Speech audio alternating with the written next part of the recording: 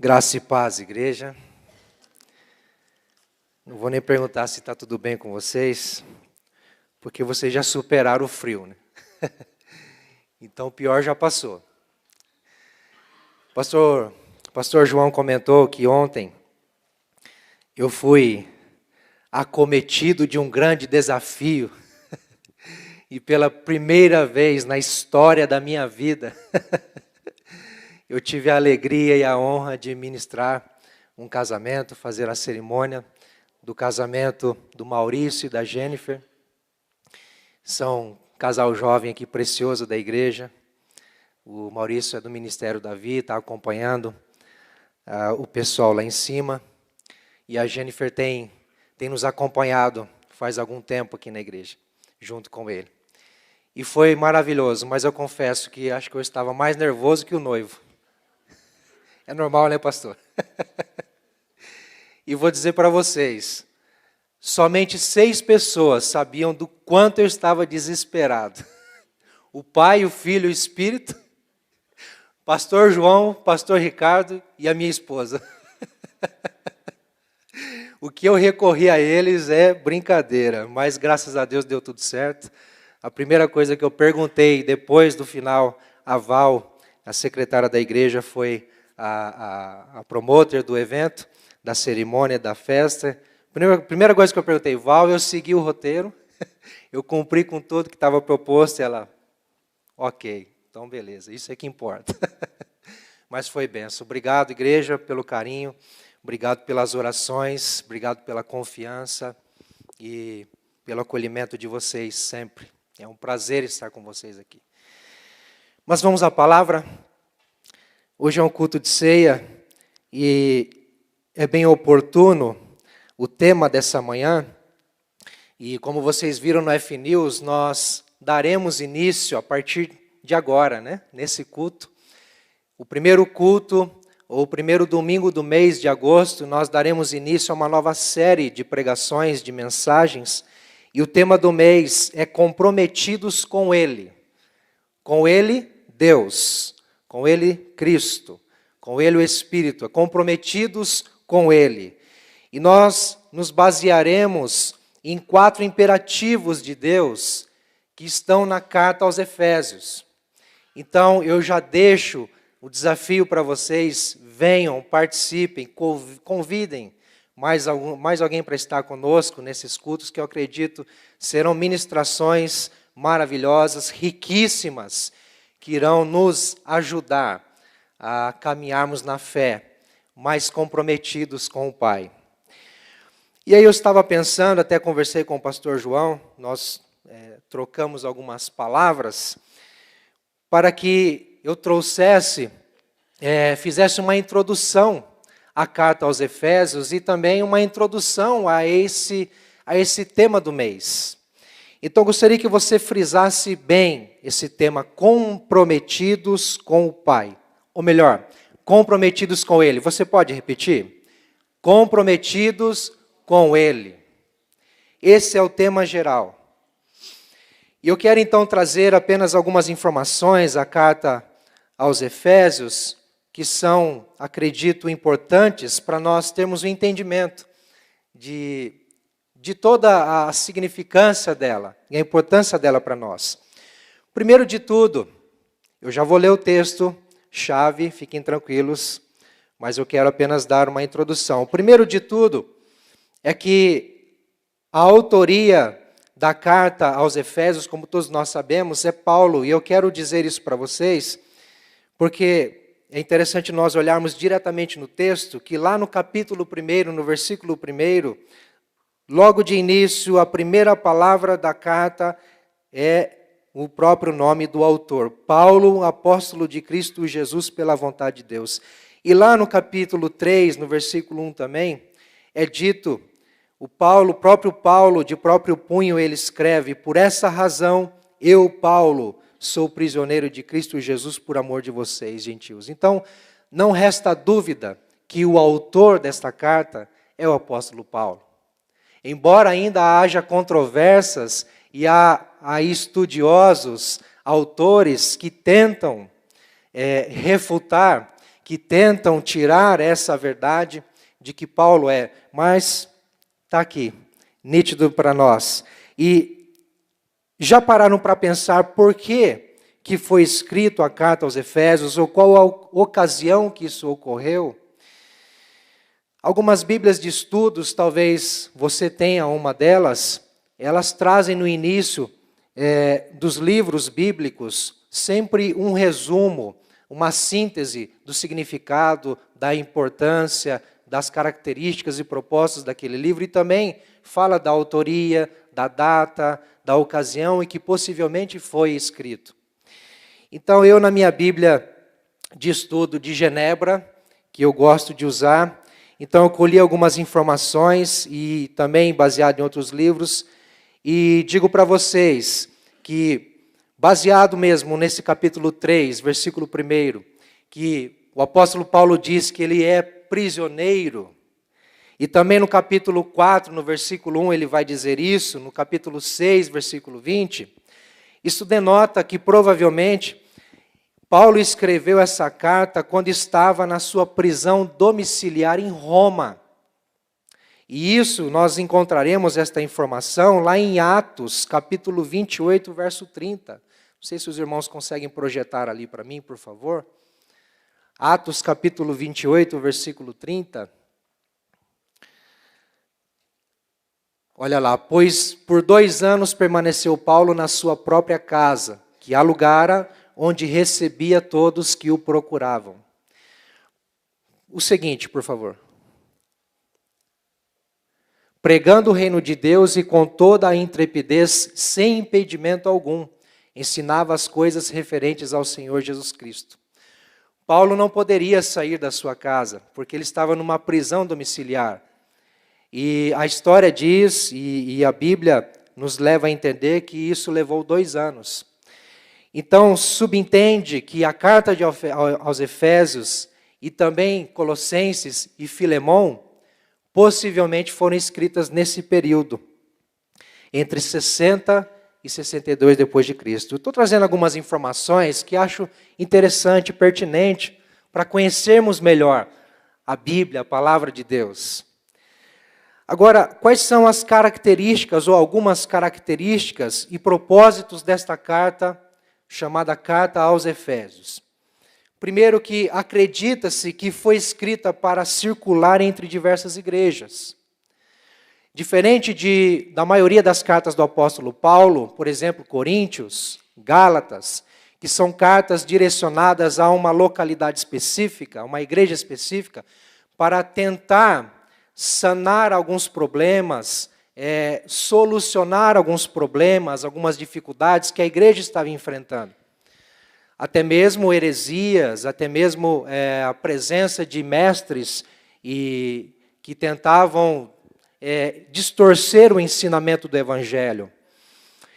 A carta aos Efésios, ela tem como que um direcionamento diferente. Ela não trata diretamente de alguns problemas que estavam ocorrendo na igreja de Éfeso. Então, por isso que os estudiosos entendem que essa carta ela foi direcionada não só para Éfeso, embora ela tenha um título de que é para a igreja em Éfeso, mas que essa carta foi direcionada para a região da Ásia Menor, que era, digamos que, os arredores da igreja em Éfeso. E Éfeso era o centro desta região, onde talvez Paulo tinha o objetivo de que esta carta chegasse a todos. E é interessante que também essa carta, se você já teve a oportunidade de lê-la inteira, degustando cada capítulo, cada versículo, cada assunto que nela é exposta, você pode ter percebido que essa carta ela ela tem uma característica piedosa, mais do que didática. No sentido de não nos trazer lições práticas, vamos dizer assim, diretamente, mas nos trazer fundamentos da fé. Então ela é mais teológica, ela é reconhecida pelos estudiosos como uma carta teológica, como que um tratado teológico do apóstolo Paulo. E de certa forma também um tratado apologético, E apologético tem a ver com defesa da fé e o combate a heresias.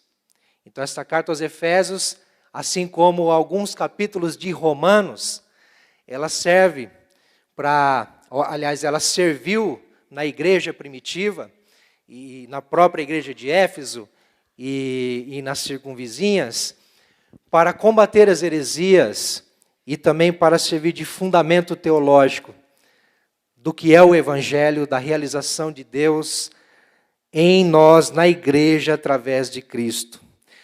E o seu conteúdo, o que é que tem na carta aos Efésios? Eu quero trazer rapidamente três opiniões do autor Russell Norman Champlin, que é um comentarista do Novo Testamento, do Antigo Testamento, e quando ele trabalha o significado, os propósitos da carta aos Efésios, ele diz o seguinte, que é um documento teológico mais profundo do Novo Testamento. Então, se você não teve a oportunidade de ler ainda, eu desafio você, ainda hoje, quem sabe, pegar essa carta que é tão curtinha, me perdoe dizer, mas não tapa a gente ler. Acho que em 20 minutinhos a gente consegue ler essa carta e é tão preciosa, tão rica, tão profunda. Champlin diz o seguinte, que ela tem declarações sobre os eternos propósitos de Deus relativos aos homens. Ele diz mais também que ela possui claras revelações divinas acerca da natureza e do desígnio da igreja. E ele diz mais o seguinte, que ela possui eloquentes expressões sobre as consequências práticas da vida cristã. Bonito, né, essas palavras? Eu, quando leio acerca dessa carta, e quando leio a carta aos Efésios em si, irmãos, eu vou confessar, me dá água na boca. Eu me sacio, porque é uma carta que glorifica a Deus a todo tempo, exalta Cristo e expressa a vontade, a bondade, a bênção de Deus a todo instante. Então, mais uma vez, eu lanço o desafio. Leia a carta aos Efésios.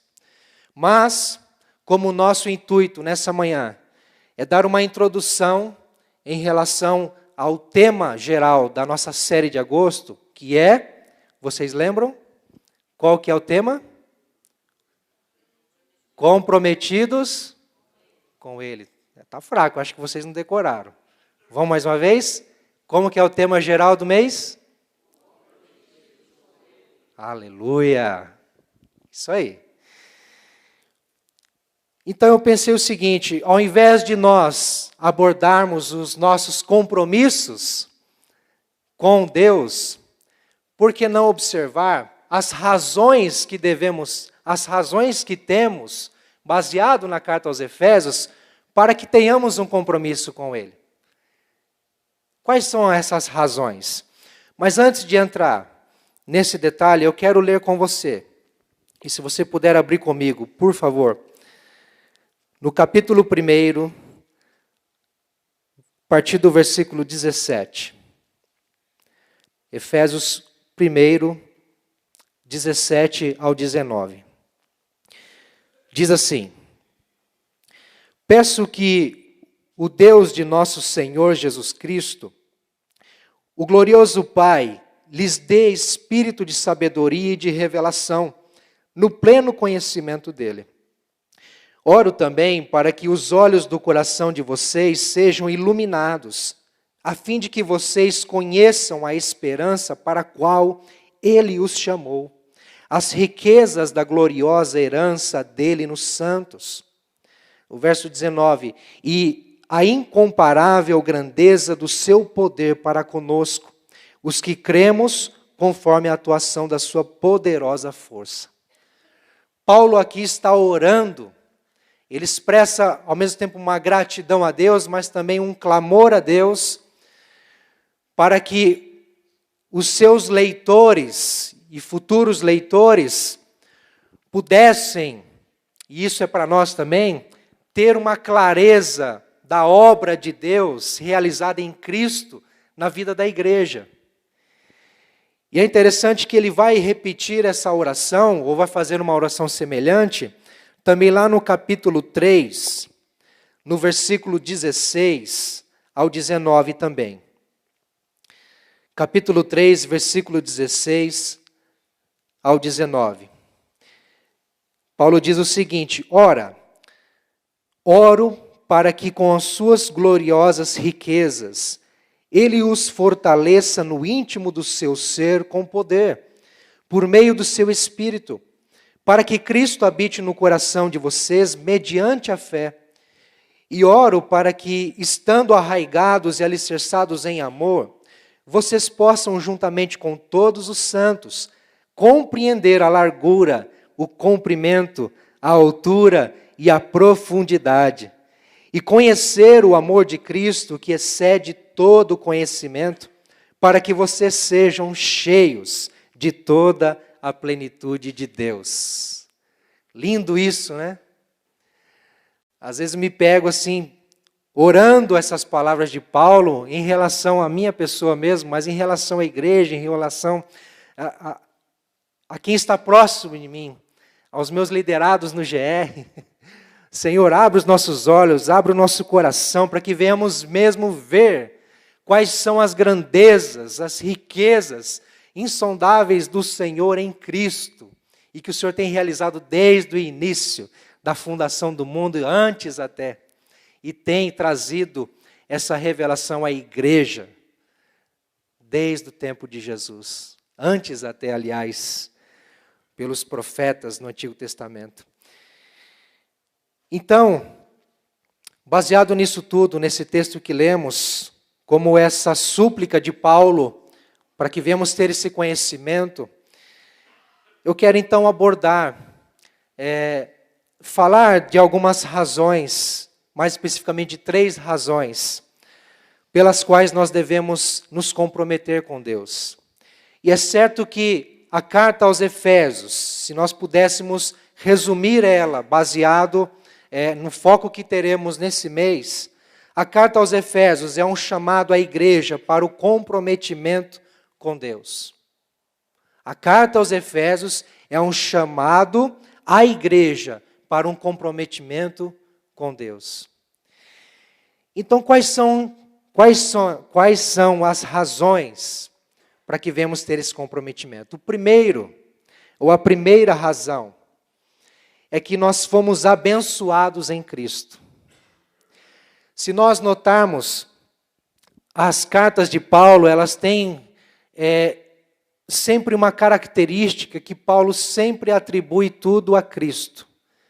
Nele, por Ele, com Ele, não é? Já perceberam isso? E aqui não é diferente. Então Paulo desde o primeiro capítulo, ele vai apontando alguns acontecimentos, bênçãos de Deus na vida da igreja, na nossa vida, em Cristo. Então, a primeira razão para que venhamos ter comprometimento com Deus é que fomos abençoados em Cristo. E se você está com a sua Bíblia aberta, você deve perceber aí que no capítulo 1, do versículo 3 ao 14, é dado um tema específico, talvez a sua Bíblia esteja um pouco diferente, mas o fato é que ele trabalha um assunto só.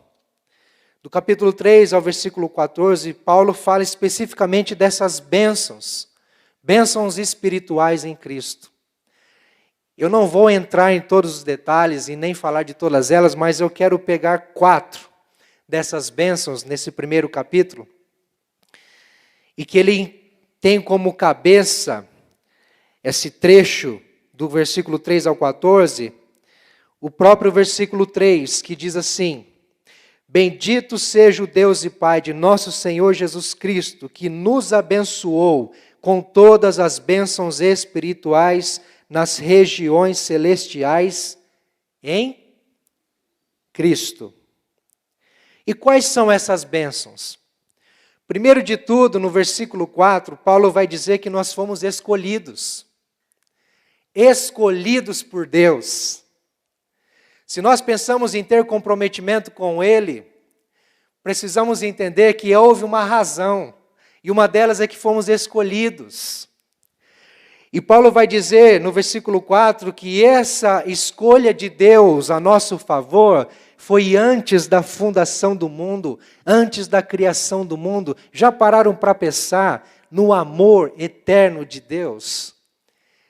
Que antes de existir qualquer criação, qualquer criatura, Deus já planejou a sua igreja, Deus já sonhou conosco, Deus já pensou em nós, Deus já nos escolheu. E essa escolha, ela tem um objetivo. Olha o que Paulo vai falar no versículo 4, lá no final. Para sermos santos e irrepreensíveis em sua presença. Deus nos escolheu antes mesmo de virmos ao mundo para que estivéssemos na sua presença. Já pensaram nesse grande amor? Há uma outra bênção de Deus em Cristo aqui também, no versículo 5, que é o fato de sermos predestinados. Deus nos escolheu e também nos predestinou. O nome já diz, né? Predestinação. Como se Deus antecipadamente já nos deu um destino, já nos preparou um destino em Cristo Jesus. Isso é uma obra que vem dele, partiu dele, é da vontade dele. Por isso que Paulo vai falar no versículo 5, por meio de Jesus Cristo, conforme o bom propósito da sua vontade. Deus decidiu fazer isso conosco. Ele decidiu por livre, espontânea vontade, mas por um incrível, indescritível e imensurável amor, nos predestinar, nos escolher. E não tem nada em ninguém que mude isso e que refute isso. Embora muita gente tente provar o contrário, a palavra de Deus é clara. O Senhor nos predestinou, nos escolheu antes de tudo. E qual é o objetivo dessa predestinação? Paulo vai dizer, em amor, nos predestinou para sermos adotados como filhos. Penso que o Senhor realiza grandes obras na nossa vida com um único objetivo, de nos chamar para perto, de restaurar aquela comunhão que nós tínhamos no Jardim do Éden, quando Adão e Eva, no final da tarde, tinham a presença e a visita do eterno Deus, do Todo-Poderoso, junto com eles. E isso foi rompido, foi quebrado, isso foi desligado por conta do pecado. Mas em todo tempo, antes da fundação do mundo, antes de tudo, o Senhor nos escolheu, nos predestinou e nos preparou bênçãos em Cristo Jesus para que estivéssemos e estejamos na presença dEle, como filhos adotados em Cristo Jesus. No versículo 7, há uma outra bênção também que Paulo nos apresenta, que é o fato de sermos redimidos. O Senhor Jesus nos redimiu pelo seu sangue. Paulo diz assim, nele temos a redenção por meio de seu sangue, o perdão dos pecados. E qual é o objetivo dessa redenção? Que sejamos perdoados. E é interessante que em Hebreus 9, no capítulo 22, lá no final do versículo, vai dizer que sem derramamento de sangue não há perdão. Por isso que a vontade de Deus em todo tempo foi que Jesus viesse ao mundo e vertesse o seu sangue naquela cruz para consumar o perdão de Deus em nossas vidas. Isso é bênção. Isso é bênção sem medida, recalcada, sacudida, transbordante. Porque somos perdoados. Nossos pecados são perdoados. Tudo se fez novo. As coisas velhas ficaram para trás. Né? É uma nova vida em Cristo. E Paulo fala ainda, a última bênção que quero ressaltar, Está no versículo 13, fechando esse bloco do versículo 3 ao 14. Paulo diz assim: quando vocês ouviram e creram na palavra da verdade, o evangelho que os salvou, vocês foram selados em Cristo com o Espírito Santo da promessa.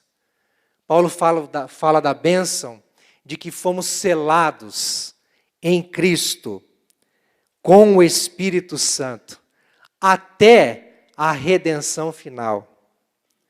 Sabe o que significa esse selo? É uma marca de Deus em nós, pelo seu Espírito em Cristo, para dizer assim agora para nós, para o mundo e para Satanás, que nós somos dele, nós pertencemos a ele. Nada nos tira da mão dele, da presença dele, porque o selo dele está em nós.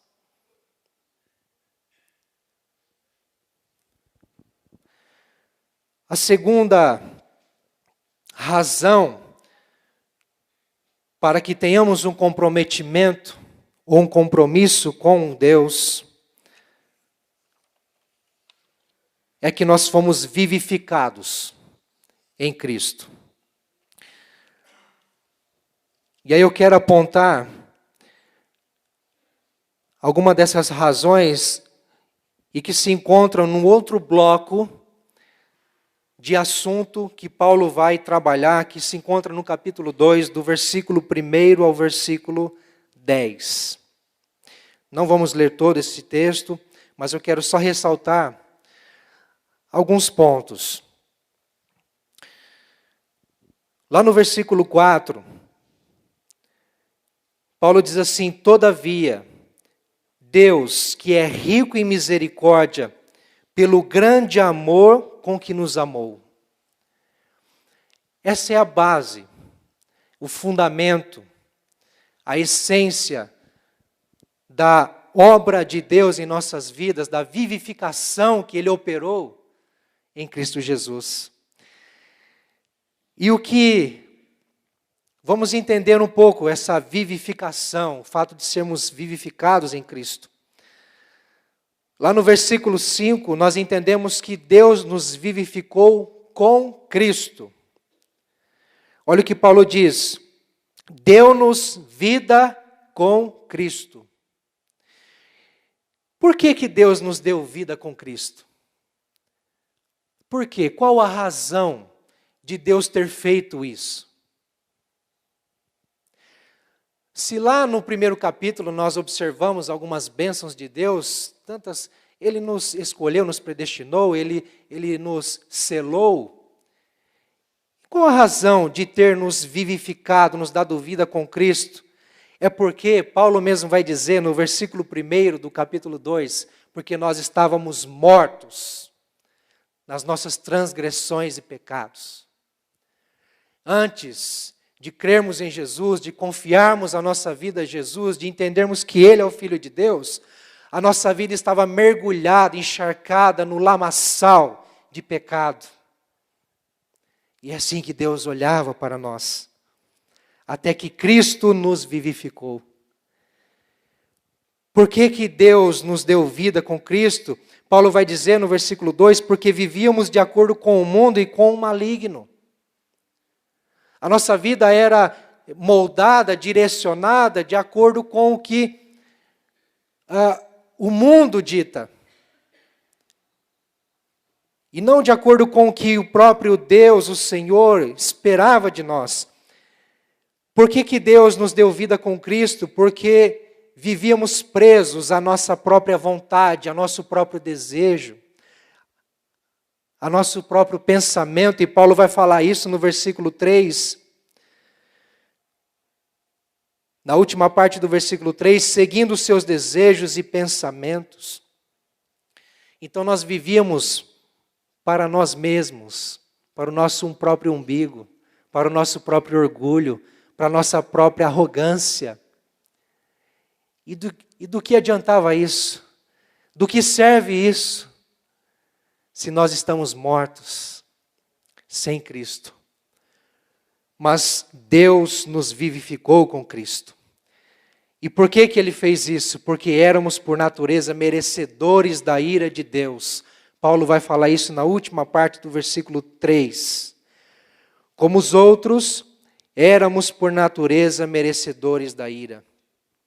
Lembra que Jesus falou, lá em Marcos, pregai o evangelho a toda criatura, quem crer e for batizado será salvo, mas quem não crer, já está condenado. Porque sobre ele está a ira de Deus. Então todos nós, se um dia nos achegamos ao Senhor Jesus pela fé e cremos nele como nosso Senhor e nosso Salvador, então nós somos vivificados e passamos a sair debaixo da ira de Deus, mas estamos agora debaixo da graça soberana do Senhor, que nos recebe, nos ama, nos acolhe e nos dá uma nova vida, uma vida eterna. É por isso que Paulo vai falar em Romanos 8:1, portanto, agora já não há condenação para aqueles que estão em Cristo Jesus. Não há condenação. Quem está em Cristo, quem foi vivificado por Cristo, não há condenação para ele, porque recebeu uma nova vida. Eu entendo também que Paulo nos diz, no versículo 6, que Deus nos ressuscitou com Cristo. E como essa ressurreição pode acontecer? Ela só pode acontecer para quem já estava morto, não é? Só ressuscita quem está morto. E é isso que Paulo vai falar, que nós estávamos mortos, mas nós fomos ressuscitados com Cristo. Paulo considera que somos participantes da ressurreição de Jesus. Olha o entendimento que o apóstolo Paulo tem, de que nós somos participantes da glória de Cristo no céu. Ele vai dizer assim no versículo 6, Deus nos ressuscitou com Cristo e com Ele nos fez assentar nos lugares celestiais em Cristo Jesus. Paulo teve o entendimento, a revelação do mistério de Deus, de que, ainda que estamos aqui no mundo ainda, vivendo essa vida terrena, mas Paulo já vê a igreja gloriosa, assentada com Cristo, no lar celestial, reinando na glória e no reino de Deus. Essa é a visão que ele teve. E essa é a maravilha e a revelação que ele traz para a igreja. Deus nos salvou pela graça em Cristo. E lá no versículo 8 ele vai falar isso, que a salvação ela não é por obras, caso contrário, quem poderia ser salvo? Quem poderia ser salvo se a salvação dependesse das obras? Ninguém. Por isso que Deus é maravilhoso, é um Pai de amor, que Ele não requer nada de nós, a não ser a fé. A única obra que Deus espera em nós, para que venhamos ser salvos, é crer nele, é crer no seu Filho, como nosso Senhor e Salvador. Salvação é pela graça, por isso todos podem ser salvos, todos têm a chance, todos têm a oportunidade. A salvação é dom de Deus, Paulo vai falar isso no versículo 8, Ele a efetua a quem quer, quando quer e como Ele quer. Por isso que nós precisamos depender dEle, ser submissos à soberania dEle. A salvação pela graça é por meio da instrumentalidade da fé. Lembram o que Paulo diz em Romanos capítulo 5, no versículo 1 e 2, tendo sido, pois, justificados pela fé, temos paz com Deus, por nosso Senhor Jesus Cristo, por meio de quem obtivemos acesso pela fé a esta graça, na qual agora estamos firmes e nos gloriamos na esperança da glória de Deus. Essa é salvação pela fé, pela graça, mediante a fé. Mas eu quero falar da terceira razão pelo qual nós devemos nos comprometer com Deus. De uma vida comprometida com Ele. Qual é a terceira razão? É que nós fomos unidos em Cristo. Unidos em Cristo. A primeira razão é que fomos abençoados em Cristo. A segunda razão é que nós fomos vivificados em Cristo. A terceira razão agora é que nós fomos unidos em Cristo. E essa ideia se encontra num terceiro bloco de Efésios. E se você está com a sua Bíblia aberta, nós vamos encontrar isso no capítulo 2, do versículo 11 ao 22. Quando Paulo fala da nossa união em Cristo, com Cristo e em Cristo. E ele encabeça esse bloco dizendo o seguinte, no versículo 11 ao 13, ele vai falar que antes nós, todos nós aqui, a igreja do Senhor Jesus, anteriormente vocês eram gentios, sem Cristo, estrangeiros, sem esperança e sem Deus no mundo. Mas agora, em Cristo Jesus. Eu gosto muito dessa expressão do apóstolo Paulo na carta aos Efésios, que ele sempre salienta o antes e põe um risco intermediário dizendo, mas agora. Antes era assim, mas agora em Cristo. É de outro jeito. E ele vai dizer o seguinte no versículo 13, que nós fomos unidos em Cristo e por isso nós estamos próximos a Deus, por meio do sangue de Jesus. Pelo seu sangue, Cristo é o nosso novo e vivo caminho. Isso vai ser dito lá em Hebreus, capítulo 10, no versículo 19, eu quero ler com vocês. Hebreus 10, versículo 19, diz o seguinte: portanto, irmãos, temos plena confiança para entrar no Santo dos Santos, pelo sangue de Jesus, por um novo e vivo caminho que Ele nos abriu por meio do véu, isto é, do seu corpo. Paulo está dizendo que, pelo sangue de Jesus, pelo sacrifício dele na cruz, nós obtivemos acesso a Deus, proximidade a Deus, Ele nos reconciliou, Ele nos aproximou ao Senhor. E aí ele vai falar no versículo 18 desse acesso por meio de Cristo, e Jesus mesmo diz que Ele é o caminho, a verdade e a vida, e que ninguém vai ao Pai a não ser por Ele. Nós fomos unidos a Cristo. E por último, nós precisamos entender, para que venhamos ter um comprometimento com o Senhor, que nós somos morada de Deus. Morada de Deus, por seu Espírito, e que ainda está em edificação. Olha o que ele vai dizer no versículo 22. Capítulo 2, no versículo 22. Nele, vocês também estão sendo edificados juntos, para se tornarem morada de Deus por seu Espírito. E Paulo aqui está trabalhando a questão da união em Cristo de dois povos, os judeus e os gentios, que somos nós. Paulo está dizendo que em Cristo houve a unificação de um só corpo, de um só povo. Por isso que nós não podemos, assim como o pastor João falou no início, desprezar a história, desprezar o que ele realizou em Jerusalém, em Israel. E nós precisamos voltar os nossos olhos lá sim, porque há um projeto de salvação de Deus lá naquele povo, e já está sendo efetuado, porque Deus está levantando o seu povo lá também, a sua igreja lá. Nós somos um só povo, em Cristo Jesus. Mas Paulo está falando que somos morada. Nós somos templo do Espírito Santo.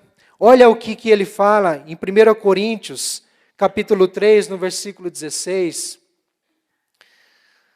1 Coríntios capítulo 3, 16, ele diz o seguinte: vocês não sabem que são santuário de Deus e que o Espírito de Deus habita em vocês? Capítulo 6, versículo 19, por favor. Ele diz ainda: porque a sabedoria deste mundo é loucura aos olhos de Deus. Acho que eu coloquei errado aqui. É o 6? Capítulo 6, verso 19? Isso. Acaso não sabem que o corpo de vocês é santuário do Espírito Santo que habita em vocês? Que lhes foi dado por Deus e que vocês não são de si mesmos? Depois de tudo o que ouvimos aqui, de todas as bênçãos do Senhor na nossa vida, de ter nos vivificado, eu quero concluir com isto, dizendo que nós somos morada de Deus, templo do Espírito Santo. Ele habita em nós. Ele não só realizou uma obra a nosso favor, mas Ele mora em nós, pelo Seu Espírito. E Paulo vai dizer ainda, no versículo 20, que nós somos edificados sobre o fundamento dos apóstolos e dos profetas, tendo Jesus Cristo como pedra angular. Paulo está dizendo que o nosso fundamento, a nossa edificação, ela tem uma razão. É a palavra de Deus, os profetas e os apóstolos, que testificam, anunciam, apontam uma só pessoa, Jesus Cristo, a nossa pedra angular. E sabe o que é uma pedra angular, irmãos? Eu não sabia até então. Vamos dizer em essência, então eu fui pesquisar. Eu quero ler rapidamente o que é uma pedra angular, para nós entendermos. A pedra angular era a pedra fundamental utilizada nas antigas construções, caracterizada por ser a primeira a ser assentada. A primeira pedra a ser assentada, na esquina do edifício, formando um ângulo reto entre duas paredes, como que direcionando o resto da construção. Isso é uma pedra angular, que dava todo o alicerce, o direcionamento para o resto da construção. A partir da pedra angular, eram definidas as colocações das outras pedras, alinhando toda a construção. A pedra angular é o elemento essencial que dá existência àquilo que se chama de fundamento da construção. E o que isso significa? Simplesmente que Cristo é o nosso fundamento e o nosso alicerce, no qual nós estamos sendo edificados como casa de Deus, como morada de Deus, como templo de Deus. Nós estamos nele, firmados, fundamentados, alicerçados nele. Amém? Por isso que diante dessas razões, aliás, estas são as razões pelas quais, baseado em Efésios, nós precisamos ter compromisso com o Pai. Nós precisamos estar comprometidos com Ele. Compromisso de vida. Um compromisso como igreja, como indivíduos, um compromisso como família. Amém, queridos? Eu quero orar com vocês. Se vocês me permitirem, por favor, fiquem em pé.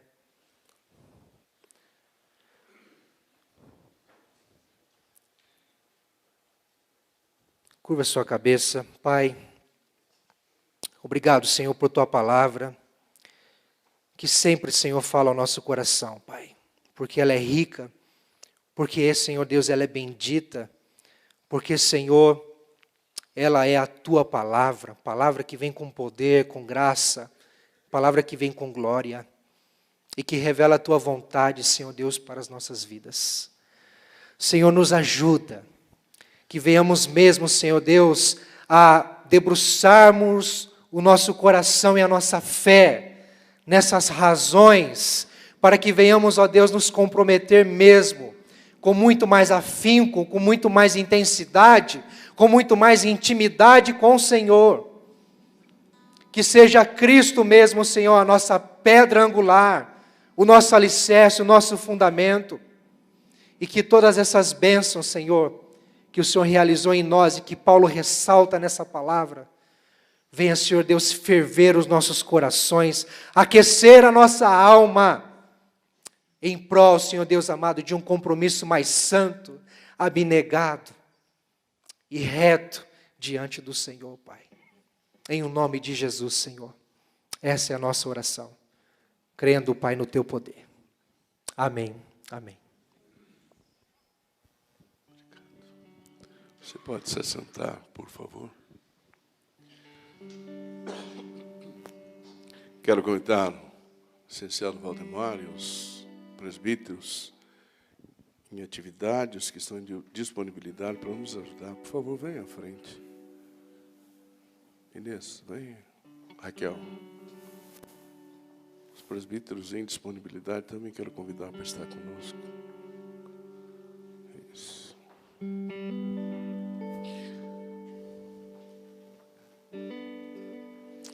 Eu quero ler 2 textos da Palavra de Deus. O primeiro texto está na primeira carta de Paulo aos Coríntios, capítulo 11. Diz assim: porque todas as vezes que comerdes este pão e beberdes o cálice, anunciais a morte do Senhor até que Ele venha.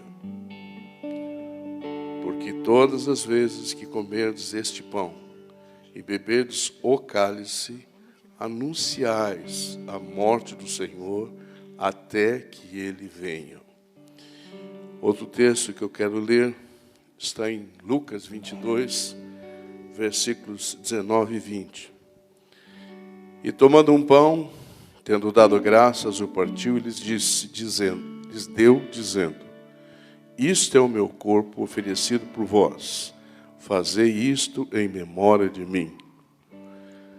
Versículo 20 diz: semelhantemente, depois de cear, tomou o cálice, dizendo: este é o cálice da nova aliança no meu sangue, derramado em favor de vós. Lendo o material de John Stott, ele diz que há 3 significados, 3 verdades na ceia. Esse homem é um homem muito precioso, muito especial, que todos os teólogos e todos os pastores leem este homem, que ele é muito especial.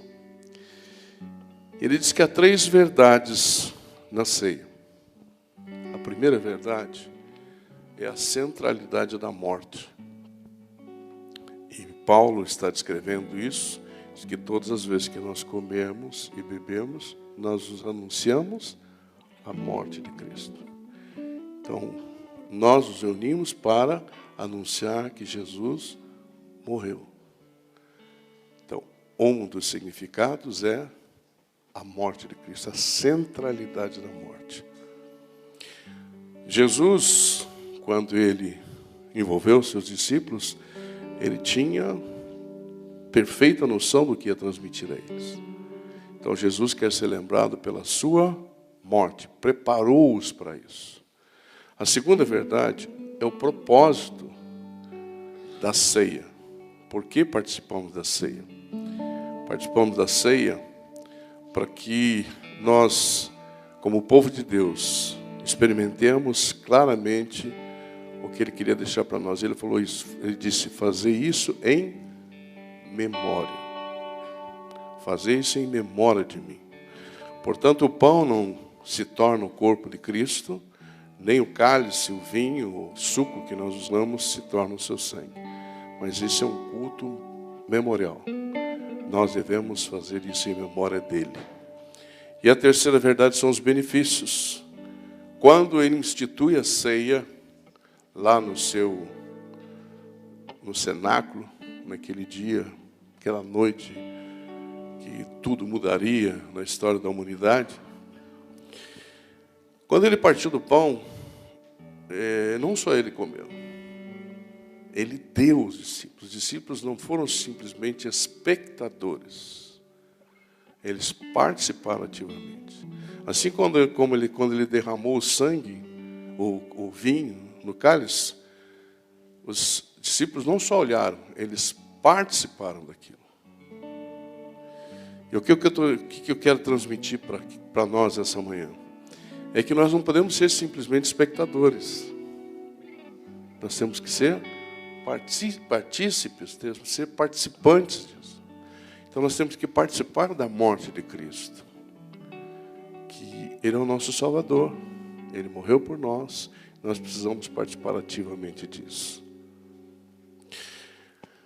Eu só gostaria de enfatizar que o propósito também é a criação de uma nova aliança. Lembra que ele disse? Que ele estabeleceria uma nova aliança no meu sangue. E qual que é a nova aliança? É o perdão dos pecados. Quando eu tenho Cristo, quando eu creio no derramamento do seu sangue, todo pecado que eu cometo, eu sei que se eu confessar a Deus, eu sou perdoado. Eu não preciso matar um animal, eu não preciso derramar sangue de animais para ter o perdão do pecado. Por isso todo ritual de matança de animais, isso aí é balela. Foi derramado uma vez por todas, uma vez só, o sangue de Cristo. E ali se estabeleceu uma nova aliança de perdão de pecados. Eu quero que você participe assim, lembrando da centralidade, é a morte de Cristo. Lembrando do propósito, nova aliança, derramamento do seu sangue. E o benefício, não como espectadores, mas como partícipes, como participantes desse tempo. Que isso promova transformação em nossa vida. Sabe de uma coisa, queridos? Nós, pastores, e vocês, membros da igreja, às vezes a gente faz tantas vezes isso, que se torna um ritual. Eu levo ceia para as pessoas em casa. Eu me esmero. Quem recebe ceia sabe disso. Eu canto, eu faço um monte de coisa. Aliás, a primeira visita do pastor Ricardo de uma senhora aí, eu levei o licenciado Valdemar lá. Ele levou pela primeira vez a ceia para essa senhora, dona Marieta Pinheiro. E aí ele fez bonitinho, o pastor Ricardo é caprichoso. Terminou, ele foi orar, ela falou assim, mas o pastor João canta. Aí, falou, tá bom, dona Marieta, eu vou cantar para você. Quando for fazer, faça bem feito. Eu creio que o pastor Ricardo sempre faz bem feito. Mas a irmãzinha disse para ele, ó, canta também, né? Ele me disse assim, ó, ela me ensinou lá, então tem que cantar sempre nela. Então é isso aí, tem que cantar. Então, temos que fazer bem feito, queridos. Bem feito. E Jesus fez perfeito. Até que quando ele morreu, antes de morrer, ele disse, está consumado. Não precisa fazer mais nada. Está feita, a obra plena, completa. Então, quando você participar da ceia, não seja um ritual. Lembre que o teu Senhor morreu por você, morreu por mim. E quero dizer a você que não foi uma morte de um ser divino. Ele tinha 100% de divindade, mas ele abriu mão da sua divindade. Ele morreu como homem. Então, o seu sacrifício foi indescritível. A sua dor foi lancinante. Quando aqueles chicotes batiam em Jesus, eles arrancavam a pele de Jesus. Por isso o texto que diz que os meus ossos me viam, ou eles estavam me olhando, é verdade, Jesus. Na ponta dos chicotes havia pedaços de ossos e pedaços de ferro. Quando batia na carne, arrancava a carne. Nós não temos noção do sofrimento de Jesus. Por isso, quando você participar, não seja um ritual. Senhor, obrigado pelo teu sacrifício, Senhor. Obrigado pela sua entrega total. Obrigado porque o Senhor sofreu por mim a dor que era para mim, o Senhor sofreu. Obrigado porque a sua morte agora há uma nova aliança. Meu pecado está perdoado. Eu quero ser participante ativo, eu não quero ser espectador. Feche os teus olhos. Vamos orar, nos preparar para esse momento. Pai, obrigado porque mais uma vez podemos participar desse ato que tem um significado espiritual tão grande, Senhor. Um valor tão grande para nós. Porque o nosso Senhor morreu por nós. E Ele pede que nós anunciemos a sua morte, e que nós estamos anunciando a morte de Jesus. Ele pede que nós nos lembremos dele em memória de mim, Ele diz. Não podemos nos esquecer do que Ele sofreu, do que Ele participou, do que Ele fez por nós. Não podemos nos esquecer que ninguém o matou, Ele se entregou espontaneamente por cada um de nós. Não devemos deixar de nos apropriarmos dos benefícios da sua morte. Não queremos ser espectadores, queremos ser participantes do corpo e do sangue de Jesus. Por isso, Senhor, agora, nós te pedimos que o Senhor mesmo consagre esses elementos ao Senhor. E que Ele faça o efeito em nossas vidas, trazendo cura emocional, espiritual, física. Que haja transformação em nossas vidas, para que realmente, Pai, nós sejamos obedientes ao Senhor de todas as vezes que participarmos. Fazemos em memória de Jesus, mas glorificarmos o Teu nome, porque também há uma promessa de que um dia Ele virá nos buscar. Quem sabe hoje Ele virá nos buscar. Nós estamos nos preparando, estamos preparados para a vinda dele. Em teu nome, Jesus, com todo o nosso amor, que nós participamos desse momento e te glorificamos. Amém, Senhor. E o texto bíblico diz que quando Jesus morreu, que ele expirou, ele deu o último suspiro, o véu do templo se rasgou de alto a baixo. E pelo novo e vivo caminho eu tenho acesso ao trono de Deus, à presença de Deus. Com uma condição, qual é? Em nome de Jesus. Se você fizer uma oração diante de Deus e não disser em nome de Jesus, ela não vale. Porque é Ele que faz a ligação com Deus. Mas o significado da morte de Jesus. O véu do templo foi rasgado. Todos temos acesso direto a Deus.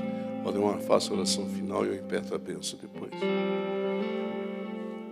Oh, Pai querido, quão glorioso, Senhor, esse momento.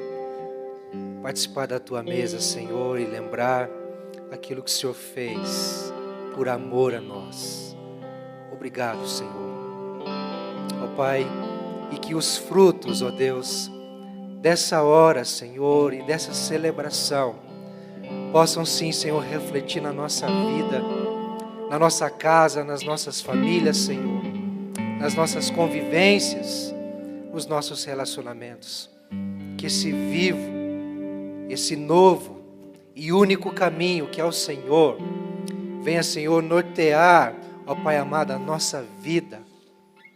Tal, Senhor Deus, como necessitamos, como Teus filhos, para caminharmos na luz, andarmos na luz, para imitarmos ao Senhor, para sermos cheios do Teu Espírito e para desfrutarmos, ó Pai amado, das Tuas maravilhas. Obrigado, obrigado, Senhor. Assim nós oramos em nome de Jesus. Posso fazer um convite antes de impetrar a bênção? Estou me preparando, levantei de madrugada, Deus me deu uma mensagem maravilhosa, andai na luz. Vem hoje à noite, tenho certeza que Deus vai falar com você como falou comigo. Você viu que eu estou serelepe, acordei às 4 da manhã, estou firme, renovado por Deus. Então volte à noite, que você vai voltar com a barriguinha cheia. Tenho certeza absoluta disso, que Deus vai fazer uma grande obra. Receba a bênção, o grande e maravilhoso amor de Deus, a graça do nosso Senhor e Salvador Jesus Cristo, o consolo, o ensino, a unção do Espírito Santo esteja sobre a sua vida, sobre a sua casa e sobre todo o povo de Deus espalhado pela face da terra, hoje e para todo sempre. Amém. Tenha um bom almoço, não brigue no almoço, tenha paz, seja um tempo especial no almoço. Dá um abraço em 1, 2, 10 pessoas.